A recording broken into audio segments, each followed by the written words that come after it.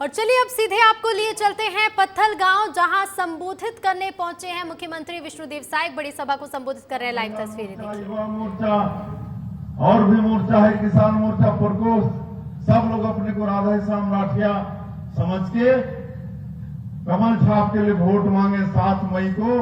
सबका लोकतंत्र में उनकी जो सबसे बड़ी ताकत है एक वोट की, उसके लिए आशीर्वाद मांगे। आज कांग्रेस को मजा चखाना है। 5 साल कांग्रेस ने छत्तीसगढ़ की जनता को धोखा देने का काम किया। 2018 के विधानसभा चुनाव में बड़ा जनादेश मिला था कांग्रेस पार्टी की सरकार को। 70-71 सीट तक इनके पास बाद में उपचुनाव जीतने के बाद हो गया था। 36 बड़े बड़े वादा किए थे, लोक लुभावन वादा। 5 साल इनको सरकार चलाने का अवसर मिला, लेकिन एक वादा पूरा नहीं किए, एक वादा पूरा नहीं किए। मैं प्रदेश अध्यक्ष के नाते बार बार ललकारता था भूपेश बघेल को कि मुख्यमंत्री जी, आप अगर 36 वादा में एक भी वादा पूरा किए हो 100%, तो हमको बता दो, हम राजनीति छोड़ देंगे। लेकिन उसकी हिम्मत नहीं हुई, कभी बताने की हिम्मत नहीं हुई, क्योंकि एक भी वादा पूरा नहीं हुआ 36 वादा में। और इसीलिए 2023 के विधानसभा में उनको उसका परिणाम भुगतना पड़ा। आज पिछले 5 साल में छत्तीसगढ़ को खूब उन्होंने लूटा, कांग्रेस की सरकार ने लूटा, भ्रष्टाचार का गढ़ बना दिया, अपराध का गढ़ बना दिया। क्या क्या में भ्रष्टाचार नहीं किए?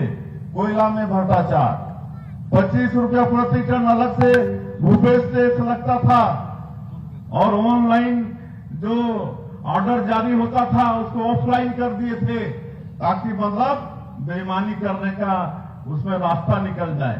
लेकिन जैसे ही हम सरकार में आए, उनका ऑफलाइन खत्म करके फिर ऑनलाइन कर दिए। आज कोयला भ्रष्टाचार में इनका बड़ा नेता सूर्यकांत तिवारी आज 6 महीना साल भर से जेल में मच्छर काट रहे हैं उसको।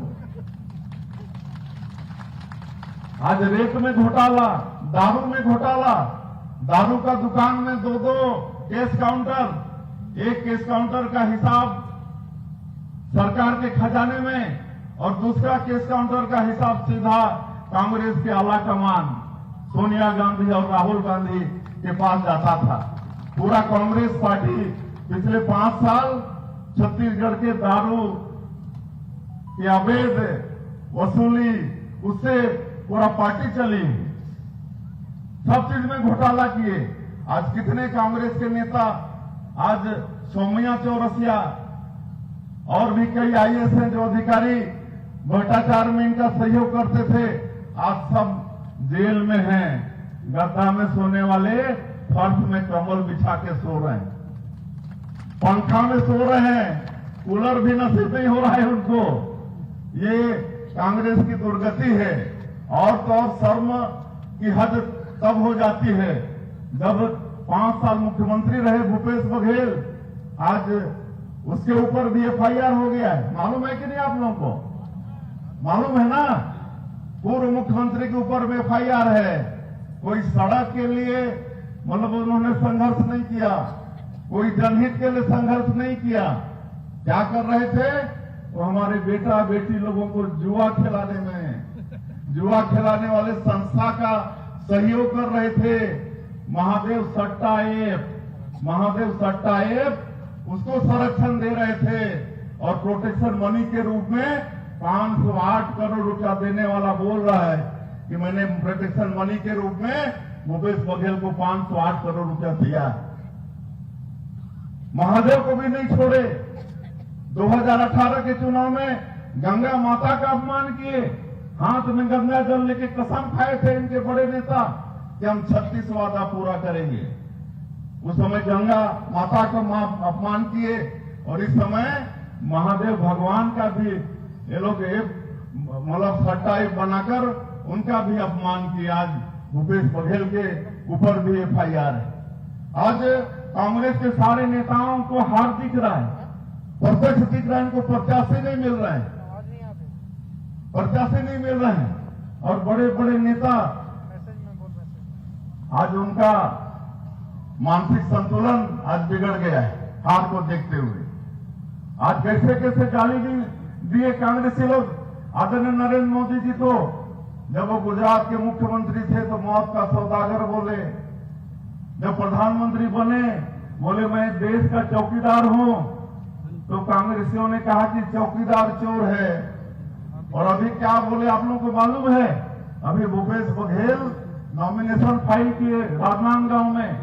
उस दिन छत्तीसगढ़ का जो नेता प्रतिपक्ष है, मेरे अच्छे मित्र भी हैं बहुत लंबा, उनके साथ हम लोग मध्य प्रदेश के साथ वो भी विधायक थे, मंत्री थे, मैं भी विधायक था, तब से उनसे अच्छा परिचय है। शांत स्वभाव के हैं, लेकिन उनकी पत्नी कोरबा से प्रत्याशी हैं।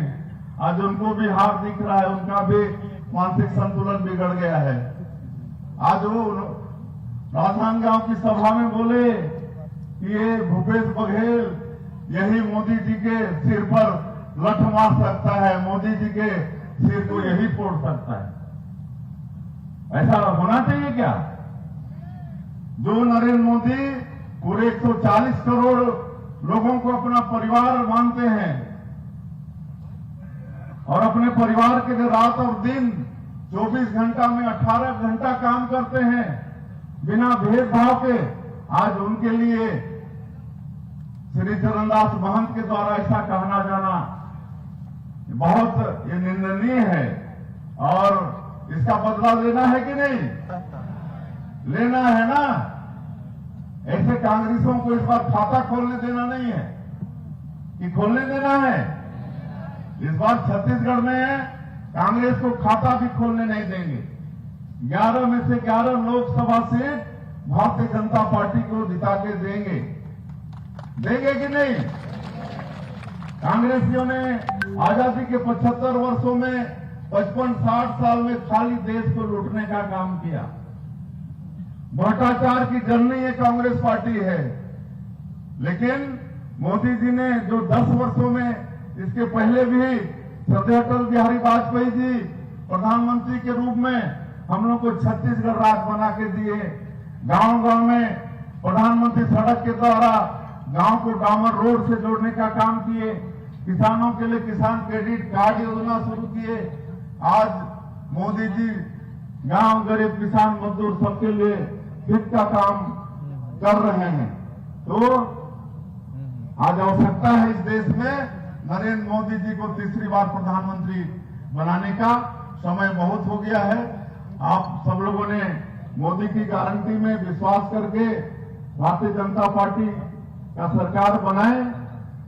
जसूर में हम लोग 3 सीट जीते। सरगुजा संभाग में पूरा 14 का 14 सीट भारतीय जनता पार्टी जीती। वहां के महाराजा को भी पटक दी, है ना। कोई सोच नहीं सकता था कि महाराजा हार जाएंगे, लेकिन उनको भी पटक दिए। पूरा सरगुजा संभाग से कांग्रेस का सुपड़ा साफ कर दिए। देखिए, छत्तीसगढ़ के मुख्यमंत्री विष्णुदेव साय आज पहुंचे हैं पत्थल गांव। लगातार चुनावी प्रचार और चुनावी जनसभाओं का दौर जारी है और पत्थल गांव पहुंचे सीएम विष्णुदेव साय ने कई बड़ी बातें कही। बताया कि बीजेपी कार्यकर्ता सम्मेलन में हिस्सा ले रहे हैं। छत्तीसगढ़ को कांग्रेस ने लूटा तो कांग्रेस पर भी हमला बोलते हुए नजर आए और इसके साथ ही उन्होंने कहा कि कांग्रेस राज में छत्तीसगढ़ में कुछ नहीं हुआ। महादेव के नाम पर भी ठगी कांग्रेस ने की। कई बड़े आरोपों के साथ साथ बीजेपी की उपलब्धियां और इसके साथ ही कई बड़ी बातें छत्तीसगढ़ के मुख्यमंत्री विष्णुदेव साय ने कही हैं। तो आज पत्थल गांव पहुंचे हैं विष्णुदेव साय और इसके साथ ही सभा को संबोधित करते हुए नजर आ रहे थे। सीधी लाइव तस्वीरें भी आपने देखी।